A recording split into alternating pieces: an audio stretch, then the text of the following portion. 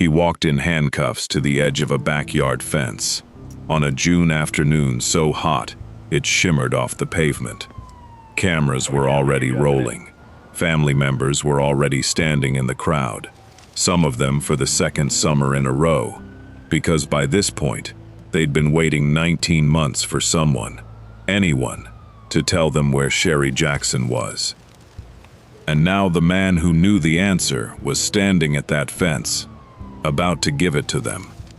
That patch of ground had been sitting there the entire time, through the searches, through the missing person flyers, through 19 months of not knowing. To understand how Sherri Jackson ended up in that backyard, we have to go back, not to that afternoon, but 2 years earlier, to a relationship that, from the outside, looked like any other.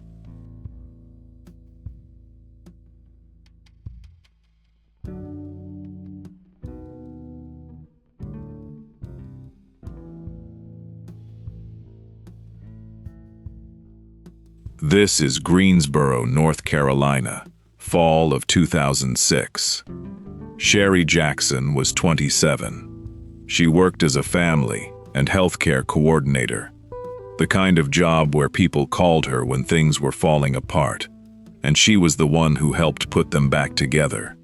That mattered, because it tells you something about who she was before any of this happened. She was already the person other people leaned on. She'd been dating a man named DeCarlo Bennett for about 8 months. Not long. Not a stranger, either. Long enough that her family knew him. Long enough that when she went quiet, they knew exactly who to ask. Then, just days after Thanksgiving that year, November 29th, 2006, Sherri Jackson disappeared. No note. No warning anyone would recognize as a warning. Not yet. Just silence, where there used to be a person who answered. Her family started calling, then calling more. And within days, what started as, "She's probably just not answering," had turned into something else entirely. To understand why her family got worried that fast, you need to understand what almost nobody outside her closest circle knew yet. Ask anyone who knew Sherri Jackson growing up, and you get the same shape of answer, over and over.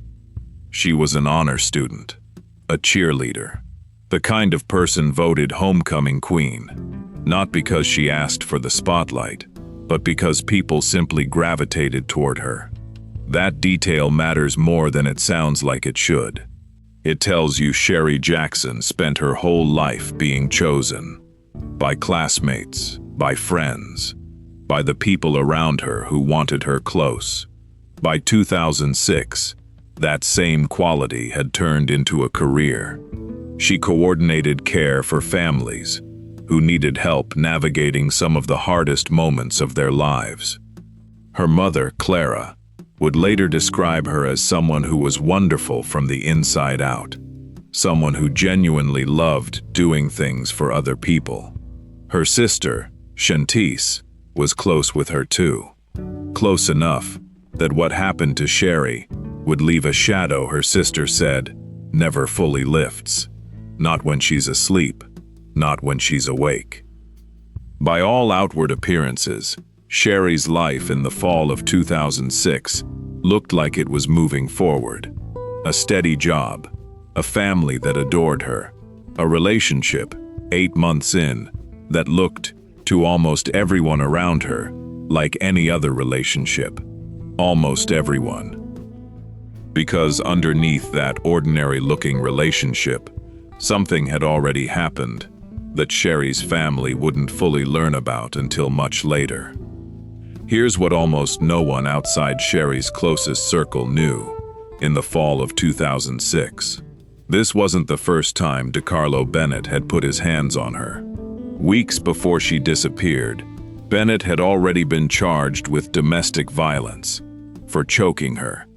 That's not a detail we're adding for effect. It's part of the public record.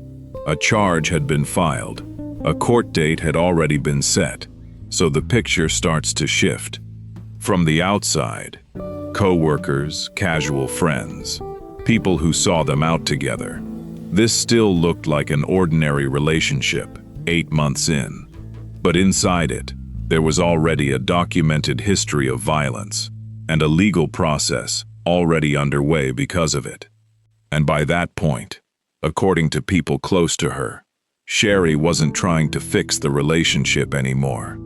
She was trying to end it. That decision, to leave a man who had already choked her once, was the right one. It was also, as it would turn out, the most dangerous decision she could have made. Because the research on domestic violence is consistent on this point, and it matters enough to say directly, the period when a victim tries to leave is statistically the most lethal point in an abusive relationship. Not the beginning, not the middle, the exit. Sherri Jackson didn't know she was standing in the most dangerous moment of the relationship. She just knew she wanted out. November 29th, 2006. That's the day people stopped being able to reach Sherri Jackson. At first, it looked like the kind of thing that resolves itself within a day. A missed call, a friend assuming she was just busy. But by the next day, and the day after that, the silence had a different weight to it. And here's the detail that changed everything for her family. When they went looking for her, they found her apartment in disarray. Not messy in the way an apartment gets messy on an ordinary week. Disturbed. The kind of disorder that made it look like something, or someone, had put up a fight there. That detail alone was enough to tell her family this wasn't a woman who'd simply gone quiet for a few days. And then there was Bennett himself. In the days after she vanished, he called her parents, asking them if they'd heard from her, asking as if he didn't already know. With a T the time, her family had no reason yet to look at that phone call and see anything but a boyfriend who was worried too. They reported her missing, and what began as a family's private fear became, within days, a police investigation, one that would go nowhere for a very long time. Police searched wooded lots. They searched the shorelines of nearby lakes. They followed every lead her family and friends could give them. Nothing. Because here's the reality of a case like this. The only person who actually knew where Sherri Jackson was the person responsible for her being gone. And investigators kept circling back to the same name, DeCarlo Bennett, the boyfriend she'd been trying to leave, the man already facing a domestic violence charge for choking her, weeks before she vanished. Then, investigators found something in the court record that made the timeline impossible to ignore. Sherri Jackson disappeared on the same day Bennett was due in court for the charge of choking her. Think about what that means. He wasn't just a boyfriend with a history. He was a man about to face a judge for hurting her, on the exact day she stopped answering her phone forever. That single overlap in the record turned Bennett from a name investigators wanted to talk to into the center of the case. He was arrested and charged with first-degree murder, without a body, without a confession, just a pattern of violence, a disappearance, and a timeline that no longer looked like coincidence. But a charge isn't the same as an answer. Her family didn't have Sherri back. They had a suspect, and 18 more months of not knowing where their daughter actually was. That's how long it took, until a phone call one summer afternoon changed everything. By the spring of 2008, Bennett was sitting in jail, facing trial for first-degree murder. If convicted, he was looking at life in prison. And that's when his attorney did something that would change the entire shape of the case. He walked into the prosecutor's office. Hand-drawn map. Think about what that map represented. Somewhere, on a piece of paper, was the answer Sherri's family had been waiting 17 months for. and it was being used as a bargaining chip. The offer was simple: drop the first-degree murder charge, let Bennett plead to something lesser, and in exchange, he would finally tell them where she was. Prosecutors agreed, and on the morning of June 26, 2008, Bennett stood in front of a judge and admitted, for the first time, that he had strangled Sherri Jackson. But even in that confession, there was something that didn't sit right. Bennett called it an accident.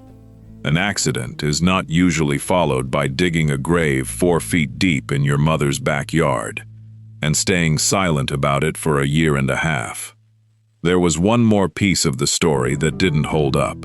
Earlier in the investigation, Bennett had told police that Sherri was 3 months pregnant when she disappeared. It's the kind of detail that changes how a case reads. It did, for a while. But when the autopsy was finally completed, it told a different story. No fetal remains were found. Whatever the truth behind that claim, the evidence didn't support it. So by the time Bennett walked toward that backyard fence to point out the grave, the story he was telling and the story the evidence told were already starting to pull apart. So we're back where we started. The fence, the crowd, DeCarlo Bennett, in handcuffs, pointing to a patch of ground. That ground had been sitting there the entire time. Through every search of the woods, every flyer stapled to a pole, every night Sherri's mother went to sleep not knowing. The answer had been buried in a backyard on Pine Meadow Court since the night Sherri disappeared. Investigators dug, and at roughly 4 feet down, they found her. 19 months. That's how long Sherri Jackson's family didn't know where she was. 19 months of searching lakes and wooded lots for a woman who had been less than a mile from where she disappeared the entire time.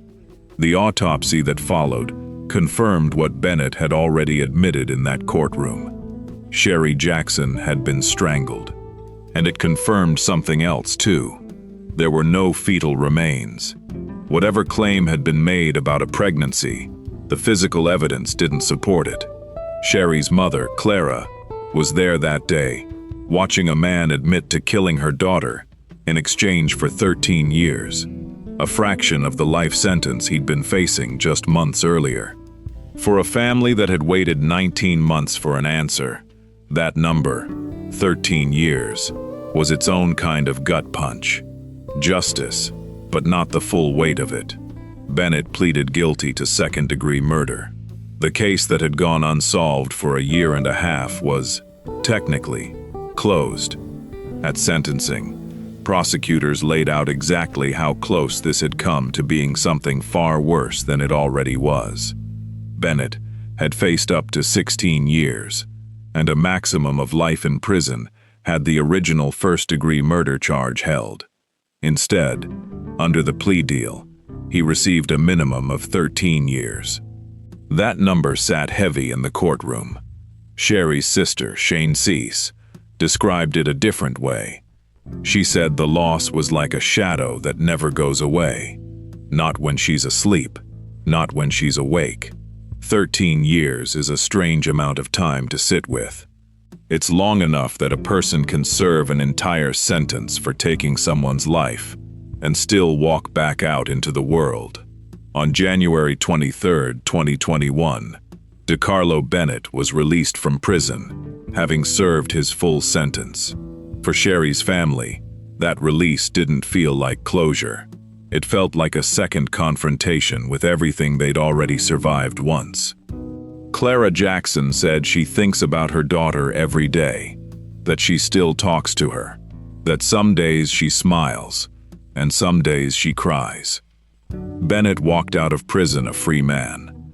Sherri Jackson never got that chance. Here's what Bennett's release didn't undo. In the years after Sherri's death, the people who loved her didn't just grieve her. They built something in her name. A friend of Sherri's, Portia Shipman, founded a foundation for the prevention of domestic violence, carrying Sherri's full name in its title. so that it couldn't be separated from her. Today, there are billboards across Greensboro and Durham carrying that message, along with a helpline for anyone who needs it. That's not a coincidence, and it's not just symbolism. Sherri had already spent her career helping families navigate the hardest moments of their lives. That work didn't end when she did. It just changed shape. Portia has said what she'd want Bennett to know, if he ever heard it, that he should be sorry, that Sherri didn't deserve what happened to her, and that she intends to make sure Sherri's legacy keeps helping people for as long as she's able to carry it forward. Knowing how someone died doesn't erase who they were before it happened. Sherri Jackson was an honor student, a homecoming queen, a woman other people leaned on. She spent 8 months in a relationship that looked ordinary from the outside, and everything underneath it eventually came out, in a backyard, on a summer afternoon, 13 years before her killer walked free. The ground kept her secret for 19 months. Her family has spent every year since making sure the rest of her story doesn't stay buried too. If you were investigating this case in 2007, before the court record surfaced connecting her disappearance to that domestic violence hearing, would you have looked at Bennett as hard as investigators eventually did? Let us know what stood out to you most.